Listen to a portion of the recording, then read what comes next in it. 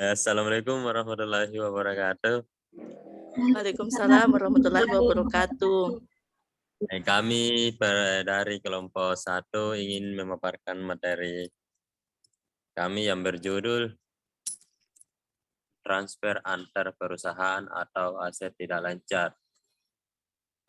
Baik, untuk mempersingkat waktu, marilah kita membaca materi yang saya akan serahkan kepada teman-teman saya untuk membacanya.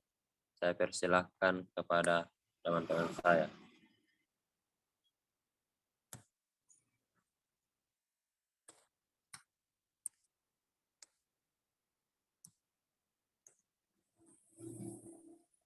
Baik, saya akan menjelaskan mengenai transfer antar perusahaan. Induk perusahaan dan anak-anak perusahaannya seringkali terlibat dalam berbagai transaksi antar mereka sendiri. Transaksi tersebut sering merupakan bagian dari operasi keseluruhan entitas konsolidasi. Transaksi perusahaan yang berhubungan istimewa ini disebut dengan transfer antar perusahaan, intercorporate transfer.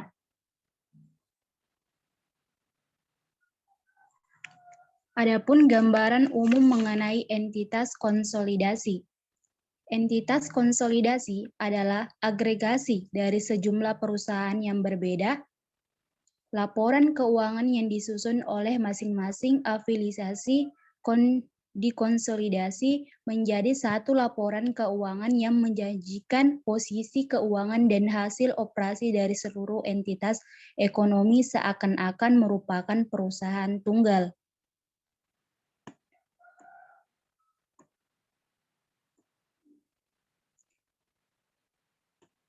Eliminasi transfer antar perusahaan. Semua aspek transfer antar perusahaan harus dieliminasi dalam penyusunan laporan keuangan konsolidasi, sehingga laporan keuangan tersebut terlihat seakan-akan merupakan laporan keuangan dari suatu perusahaan tunggal. Laporan keuangan konsolidasi menyebut saldo antar perusahaan, pembelian dan penjualan, serta pengeluaran beban sebagai contoh dari saldo antar perusahaan dan transaksi yang harus dieliminasi. Eliminasi laba rugi yang belum terrealisasi. Laba dan rugi dari penjualan suatu barang ke pihak yang berealisasi umumnya dianggap terrealisasi apabila saat penjualan dari perspektif perusahaan penjual, tetapi untuk tujuan konsolidasi laba tersebut belum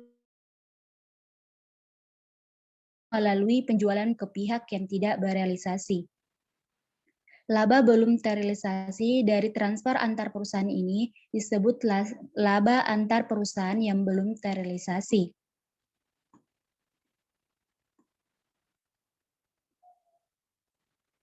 Eliminasi laba dan rugi yang belum terrealisasi. Perusahaan umumnya mencatat transaksi afiliasi menggunakan dasar yang sama dengan transaksi non-afiliasi. Tersebut pengakuan laba dan rugi dari penjualan suatu barang ke pihak yang berelasi umumnya dianggap terrealisasi pada saat penjualan dari perspektif perusahaan penjual, tetapi untuk tujuan konsolidasi laba tersebut belum dianggap terrealisasi, biasanya melalui penjualan ke pihak yang tidak berelasi. Laba belum terrealisasi dari transfer antar perusahaan ini disebut laba antar perusahaan yang belum terrealisasi. Sebagai contoh, pertama-tama tanah dibeli oleh PT induk dari pihak yang tidak berhubungan istimewa, kemudian dijual ke anak perusahaan dan akhirnya dijual oleh anak perusahaan tersebut ke pihak yang berhubungan istimewa. Ketinggi transaksi tersebut. T1, pembelian oleh PT induk dari pihak luar seharga 10 juta rupiah. T2, penjualan dari PT induk ke PT anak seharga 15 juta rupiah. T3, penjualan dari PT anak ke 5 juta rupiah.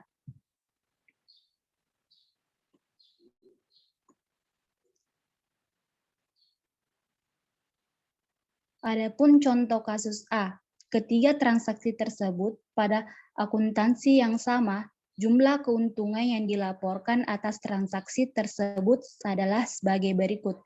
Yang pertama yaitu PT Induk, senilai 5 juta, yang dihasilkan dari 15 juta dikurangkan dengan 10 juta. PT Anak sebesar 10 juta, entitas konsolidasi sebesar 15 juta rupiah. Keuntungan yang dilaporkan setiap entitas dianggap telah terrealisasi karena tanah telah terjual ke pihak yang tidak berhubungan istimewa selama periode tertentu.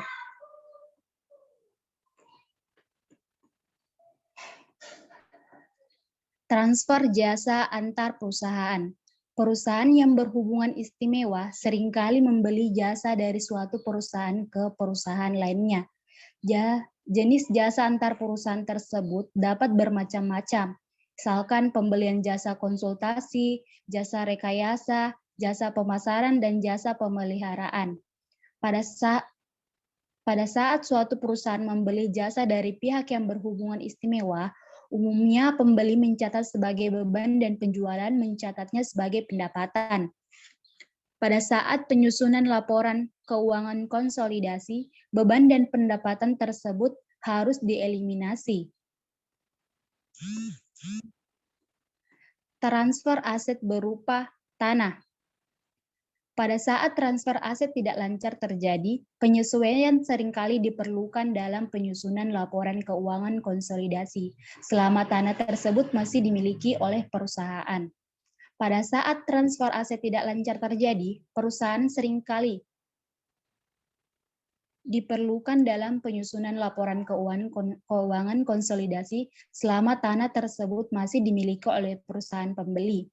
Adapun gambaran umum dari proses eliminasi laba, pada saat tanah ditransfer antar pihak yang berhubungan istimewa dengan pada nilai bukunya tidak ada penyesuaian atau eliminasi kasus yang diperlukan dalam penyusunan laporan keuangan konsolidasi.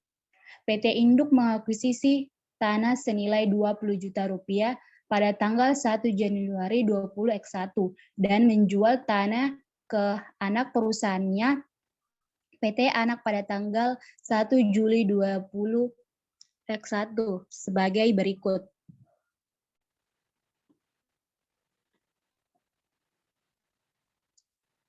1 Januari 2021, tanah berada pada posisi debit dan kas berada di posisi kredit senilai 20 juta rupiah. Mencatat pembelian tanah 1 Juli 2021, kas pada debit sebesar 35 juta dan tanah di posisi kredit senilai 20 juta rupiah. Keuntungan penjualan tanah ke PT Anak di posisi kredit senilai 15 juta rupiah. Mencatat penjualan tanah ke PT Anak. PT Anak mencatat pembelian tanah dari PT Induk sebagai berikut. Tanah pada posisi debit senilai 35 juta rupiah dan kas pada posisi kredit senilai 35 juta rupiah. Mencatat pembelian tanah dari PT Induk. Karena PT Induk menjualnya pada PT Anak, maka sifatnya adalah mentransfer aset ke anak perusahaan. Keuntungan belum boleh diakui apabila perusahaan belum menjualnya kepada pihak ketiga. Karena transaksi tersebut merupakan transaksi antar perusahaan, maka perusahaan harus mengeliminasi transaksi tersebut. Keuntungan penjualan tanah pada posisi debit dan tanah pada posisi kredit sebesar 35 juta rupiah. Alokasi eliminasi laba sebelum terrealisasi. Keuntungan atau kerugian dari transfer antar perusahaan diakui oleh afiliasi penjualan dan menjadi hak pemegang saham afiliasi tersebut. Penjualan yang terjadi dari induk perusahaan ke anak perusahaan tersebut, penjualan arus ke bawah atau downstream sale. Setiap keuntungan atau kerugian dari transfer tersebut menjadi hak pemegang saham induk perusahaan, sedangkan penjualan dari anak perusahaan ke induk perusahaan disebut penjualan arus ke atas atau upstream sale. yaitu setiap keuntungan atau kerugian menjadi hak pemegang saham anak perusahaan.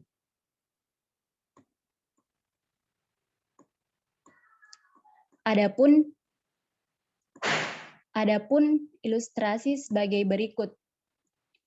PT Mitra memiliki 75% saham biasa dari PT Abadi. PT Mitra melaporkan laba operasi dari aktivitasnya sendiri sebesar 170 juta rupiah. PT Abadi melaporkan laba bersih sebesar 80 juta rupiah, termaksud di dalam laba afiliasi penjualan adalah keuntungan yang belum terrealisasi sebesar 25 juta rupiah dari transfer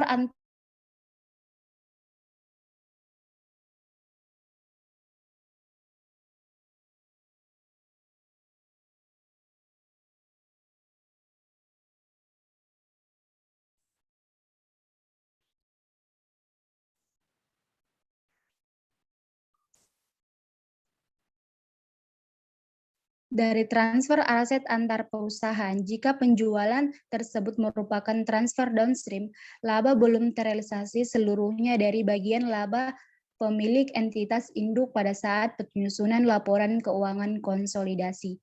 Oleh karena itu, perhitungan laba bersih adalah sebagai berikut. Transfer downstream. Laba bersih PT Mitra senilai 170 juta rupiah, kurang laba antar perusahaan yang belum terrealisasi. Penjualan downstream atas aset senilai 25 juta rupiah. Laba terrealisasi terpisah PT Mitra senilai 145 juta rupiah diperoleh dari laba terpisah PT Mitra dikurang dengan penjualan downstream atas aset.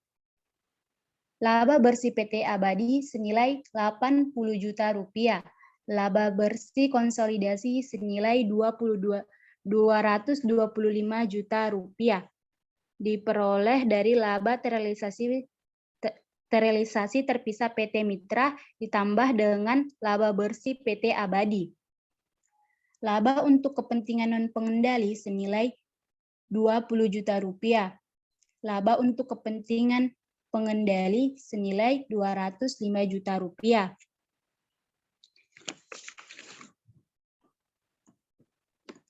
Transfer upstream. Laba terpisah PT Mitra senilai 170 juta rupiah. Laba bersih PT Abadi senilai 80 juta rupiah. Kurang laba antar perusahaan yang belum terrealisasi. Penjualan upstream atas aset senilai 25 juta rupiah. Laba bersih terrealisasi PT Mitra senilai 55 juta rupiah. Laba konsolidasi sebesar 225 juta rupiah. Laba untuk kepentingan non-pengendali 55 juta dikalikan dengan 25% hasilnya yaitu 13.750.000 rupiah. Laba untuk kepentingan non-pengendali sebesar 211.250.000 rupiah. Baiklah, itulah yang bisa saya jelaskan. Saya kembalikan kepada moderator.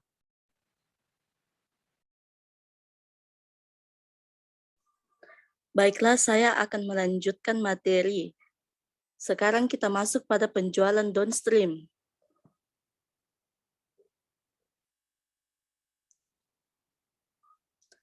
Penjualan downstream adalah penjualan yang dilakukan oleh induk perusahaan kepada anak perusahaan.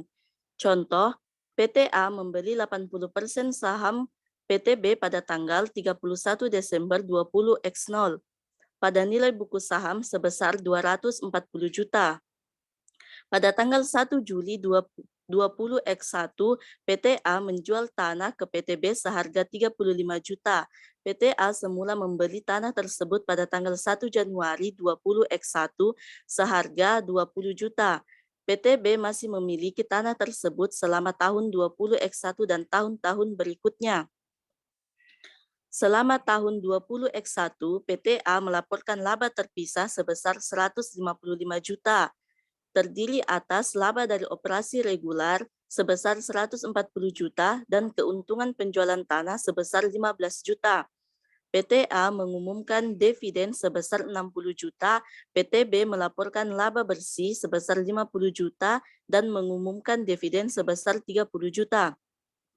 PT A mencatat investasinya di PT B menggunakan metode ekuitas dasar, di mana PT A mencatat bagiannya atas laba bersih PT B tetapi tidak menyesuaikan untuk laba antar perusahaan belum terrealisasi. Ayat jurnal metode ekuitas dasar 20X1. Ayat jurnal yang dicatat oleh PT A. Kas 24 juta, investasi pada saham PT B 24 juta, mencatat dividen dari PT B 30 juta kali 80%. Investasi pada PT B pada debit pendapatan dari anak perusahaan pada kredit senilai 52 juta rupiah. Mencatat pendapatan metode ekuitas 65 juta dikali dengan 80%. Pada tanggal 31 bulan 12 20X1, akun investasi pada pembukuan PT A adalah sebagai berikut. Investasi pada saham PT B, biaya perolehannya senilai 240 juta. Metode ekuitas 65 juta dikali dengan 80% sama dengan 52 juta. Saldo 31 saldo pada tanggal 31 bulan 12 20X1 senilai 268 juta rupiah. Dividen 30 juta dikali dengan 80% sama dengan 24 juta. Ayat jurnal eliminasi yang diperlukan. E1, pendapatan dari anak perusahaan pada debit senilai 52 juta, dividen diumumkan senilai 24 juta pada kredit, investasi pada saham PT B 28 juta pada kredit. Mengeliminasi pendapatan dari PT B. E2, pendapatan untuk KNP atau kepentingan non-pengendali senilai 10 juta pada debit, dividen diumumkan senilai 6 juta pada kredit, kepentingan non-pengendali 4 juta pada kredit. Mengalokasikan laba kepentingan non-pengendali 65 juta dikurang dengan 15 juta dikali dengan 20% sama dengan 10 juta rupiah. 30 juta dikali 20% sama dengan 6 juta rupiah. E3, saham biasa PT B saldo laba 1 Januari 20X1, saham biasa PT B senilai 200 juta, saham saldo laba 1 Januari 20X1 senilai 100 juta rupiah pada debit. Investasi pada saham PT B senilai 240 juta pada kredit, kepentingan non-pengendali 60 juta pada kredit. Mengeliminasi saldo investasi awal. E4, keuntungan penjualan tanah sebesar 15 juta pada debit, tanah 9 juta pada kredit. Mengeliminasi keuntungan belum terrealisasi dari penjualan downstream atas tanah.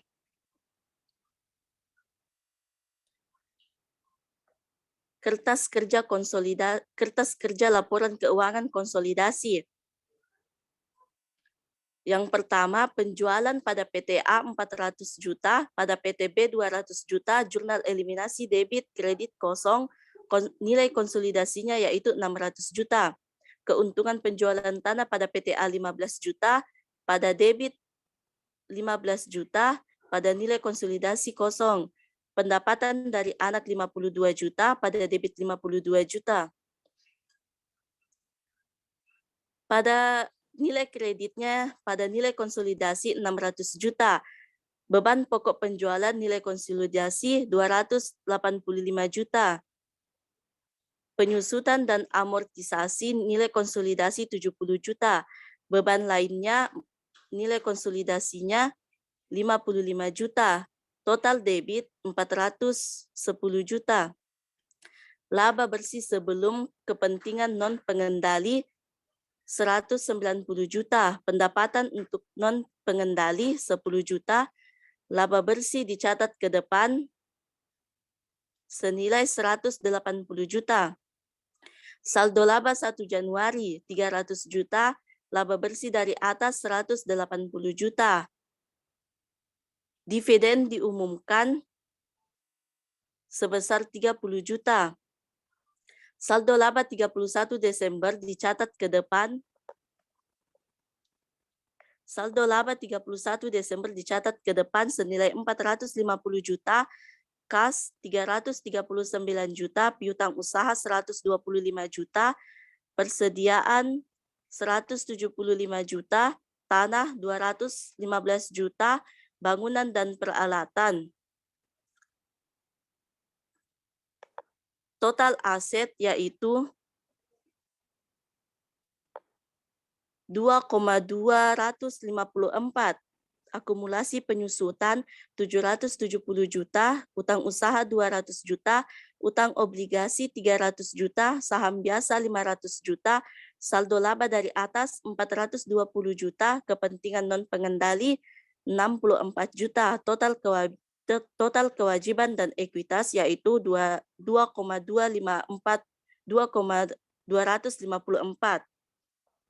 Baik, itulah yang bisa saya sampaikan. Kembali kepada moderator.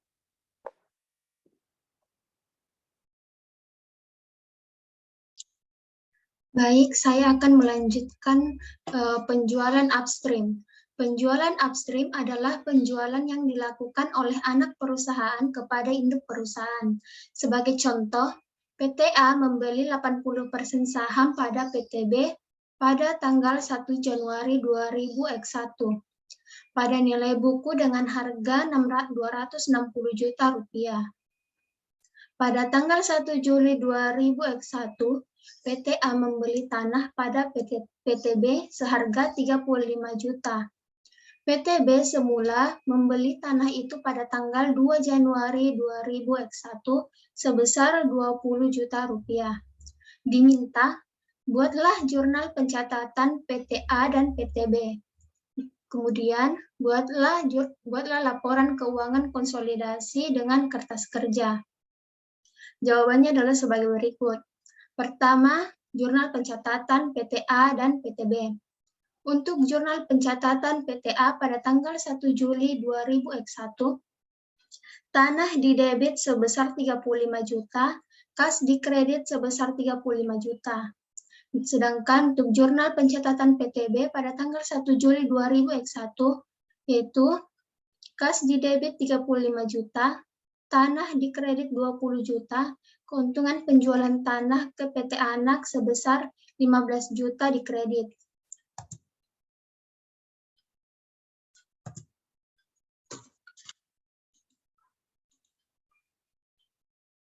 Adapun jurnal eliminasinya sebagai berikut.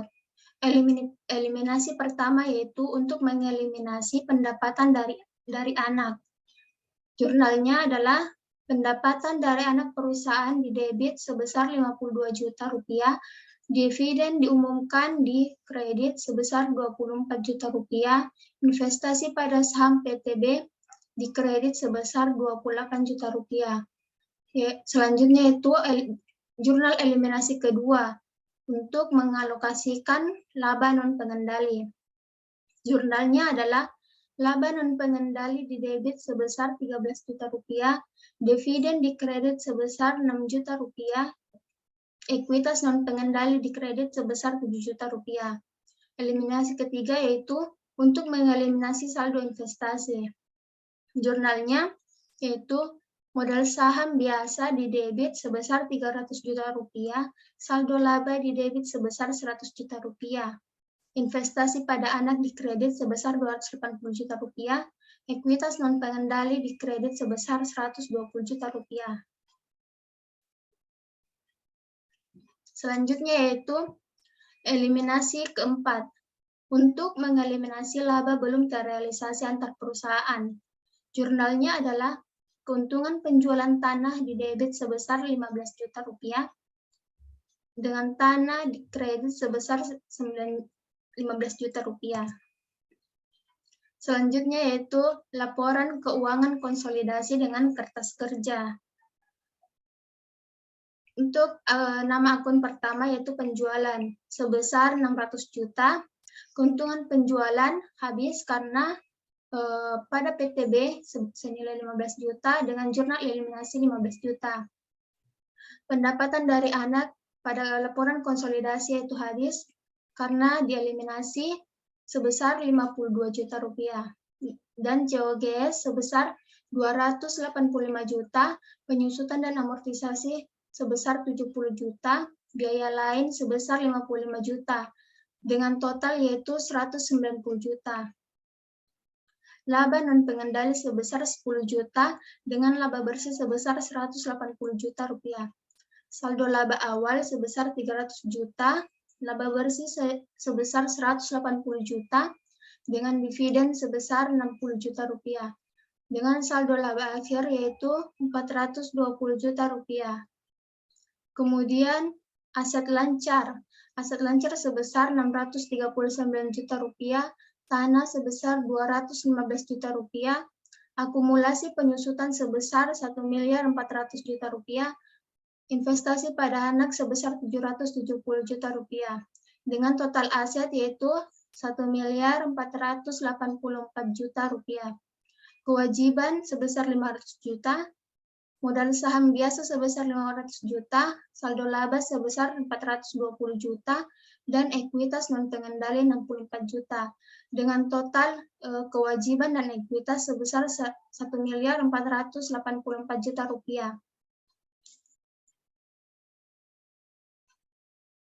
Baik, itulah tadi presentasi dari kelompok 1. Lebih dan kurangnya mohon dimaafkan. Wassalamualaikum warahmatullahi wabarakatuh. Waalaikumsalam warahmatullahi wabarakatuh.